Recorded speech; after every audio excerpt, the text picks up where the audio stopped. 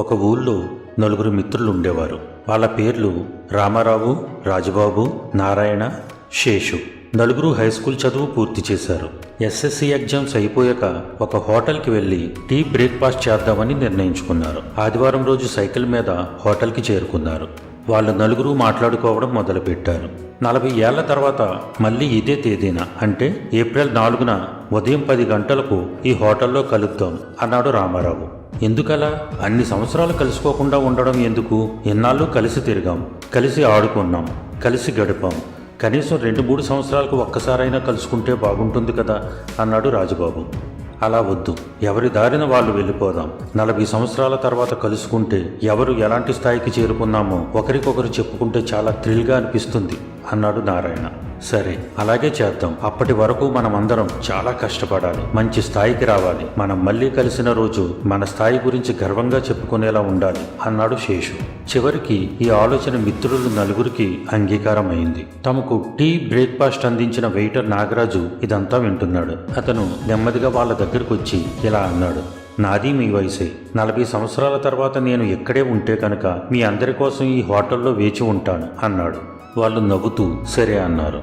నలుగురు తదుపరి విద్య కోసం విడిపోయారు. రోజులు, నెలలు, సంవత్సరాలు గడిచిపోయాయి. సరిగ్గా 40 ఏళ్ల తర్వాత నిర్ణీత తేదీ ఏప్రిల్ 4 ఉదయం ఆ హోటల్ డోర్ వద్దకు విలాసవంతమైన కారు వచ్చింది. రామారావు కారు దిగి వరండా వైపు నడవడం మొదలుపెట్టాడు. రామారావుకి ఇప్పుడు 3 బంగారు నగల షాపులున్నాయి. హోటల్లో అడుగుపెట్టిన రామారావుని గుర్తుపట్టిన నాగరాజు ఎంతో ఆనందంగా, సార్, మీకోసం ఒక నెల క్రితమే రాజబాబు గారు టేబుల్ బుక్ చేశారని చెప్పాడు. 1 గంటలో నారాయణ వచ్చాడు. నారాయణ ఒక మహానగరంలో పెద్ద బిల్డర్ అయ్యాడు. కోట్లు సంపాదించాడు. స్నేహితులిద్దరూ మాట్లాడుకుంటూ వేరే స్నేహితుల కోసం ఎదురు చూస్తుండగా అరగంటలో 3 స్నేహితుడు శేషు వచ్చాడు. అతనితో మాట్లాడిన తర్వాత శేషు పరిశ్రమలు స్థాపించి పెద్ద వ్యాపారవేత్త అయ్యాడని ఇద్దరికీ తెలిసింది.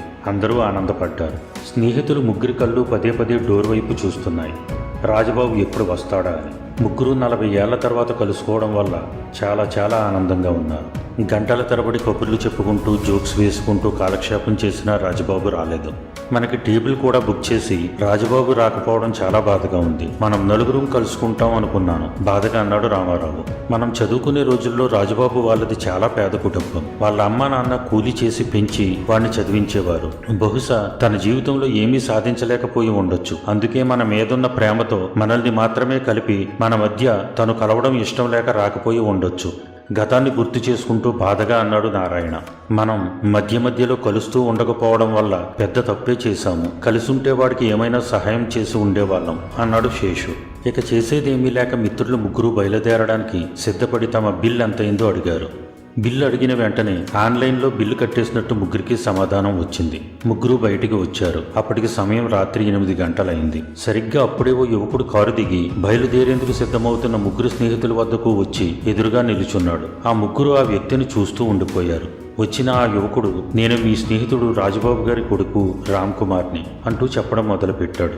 ఈరోజు మీ రాక గురించి నాన్నగారు చాలాసార్లు చెప్పారు. మిమ్మల్ని కలవడం కోసం ఎంతో ఆతృతగా ఉండేవారు. ఈ రోజు కోసమే నేను ఎదురు చూస్తున్నాను. కానీ గత నెలలో తీవ్ర అనారోగ్యంతో మా నాన్నగారు చనిపోయారు అంటూ ఒక క్షణం ఆగి కళ్ళు తుడుచుకుని మళ్ళీ చెప్పసాగాడు. చనిపోయే ముందు మా నాన్న ఇలా అన్నారు. నేను ఈ లోకంలో లేనని తెలిసినప్పుడు నా స్నేహితులు ఆనందంగా గడపలేరు. ఒకరినొకరు కలుసుకున్న ఆనందం కోల్పోతారు. నా గురించే తలుచుకుని కుమిలిపోతారు. అందుకే ఆలస్యంగా వెళ్ళమని ఆదేశించారు. తన తరపున మిమ్మల్ని కౌగిలించుకోమని కూడా అడిగారు అంటూ తన 2 చేతులు చాచాడు. మిత్రులు ముగ్గురు ఉబికి వస్తున్న దుఃఖాన్ని ఆపుకుంటూ కౌగిలించుకున్నారు. చుట్టుపక్కల జనాలు ఈ దృశ్యాన్ని ఆసక్తిగా చూస్తున్నారు. ఈ యువకుడిని ఎక్కడో చూసినట్లు ఉంది అనుకుంటున్నారు. బాబు, నాన్నగారు ఏం చేసేవారు? తన జీవితం ఎలా సాగింది? జీరబోయిన గొంతుతో అడిగాడు రామారావు. నాన్న ఎన్నెన్నో కష్టాలు పడ్డారు. నన్ను చదివించడానికి బరువులు ఎత్తి కూలీ పనులు చేశారు. తన కష్టాలు ఎప్పటికీ నా జీవితంలో చూడకూడదు అనేవారు. ఆయన కష్టానికి ఫలితం దక్కాలని నేను చాలా శ్రద్ధగా చదివాను. ఈ రోజు నేను ఈ జిల్లా కలెక్టర్ని అంటూ ముగించాడు రామ్ కుమార్. అతను చెప్పిన మాటలు విని అక్కడున్న అందరూ ఆశ్చర్యపోయారు. మిత్రులు మాత్రం అతని వద్ద సెలవు తీసుకుని వస్తున్న దుఃఖాన్ని తమలోనే దిగమింగుతూ మంచి స్నేహితుడిని కోల్పోయామే అన్న బాధతో వెనుతిరిగారు. మిత్రులారా, అందుకే మీ బంధువులతోనూ స్నేహితులతోనూ శ్రేయోభిలాషులతోనూ వీలును బట్టి కలుస్తూ ఉండండి. వీలు కాకపోయినా వీలు కల్పించుకుని కలవండి. తర్వాత వెళ్దాం, సందర్భం వచ్చినప్పుడు చూద్దాం అనుకుంటూ ఏళ్ల తరబడి వాయిదాలు వేయకండి. ఎందుకంటే మృత్యువును చేరుకోవడానికి ఎప్పుడు ఎవరి వంతు వస్తుందో తెలియదు. ఆ తర్వాత కలుద్దామని ఎంత తాపత్రయపడినా కలవాల్సిన వాళ్ళు మీకు ఎప్పటికీ కనిపించరు. జీవితం అంటే సినిమాలు, రాజకీయాలు, టీవీలు, మొబైల్లు, ఫేస్బుక్లు, వాట్సాప్లు, బార్లు, రెస్టారెంట్లు లాంటివి మాత్రమే కాదు. అమ్మలు, నాన్నలు, తోడపుట్టిన వాళ్ళు, అమ్మమ్మలు, నాన్నమ్మలు, తాతయ్యలు, స్నేహితులు, బంధువులు, సరదాలు, సంతోషాలు అన్నీ ఉంటేనే నిజమైన జీవితం. అందుకే వీళ్ళందరితోనూ కలిసిమెలిసి ఉండండి. జీవించినంతకాలం ఆనందాన్ని అనుభవించండి. మిమ్మల్ని కోరుకునే వాళ్ళను కూడా ఆనందంగా ఉంచండి. సర్వేజన సుఖినో భవంతు. డియర్ ఫ్రెండ్స్, ఈ వీడియో మీకు నచ్చితే మరిన్ని మోటివేషనల్ వీడియోలు, మోటివేషనల్ కథలు, సూక్తుల వీడియోల కోసం ఛానల్ సబ్స్క్రైబ్ చేసుకుని పక్కనే ఉన్న బెల్ ఐకాన్ ప్రెస్ చేయండి. అలాగే లైక్ చేయండి, కామెంట్ చేయండి, షేర్ చేయండి. ధన్యవాదాలు.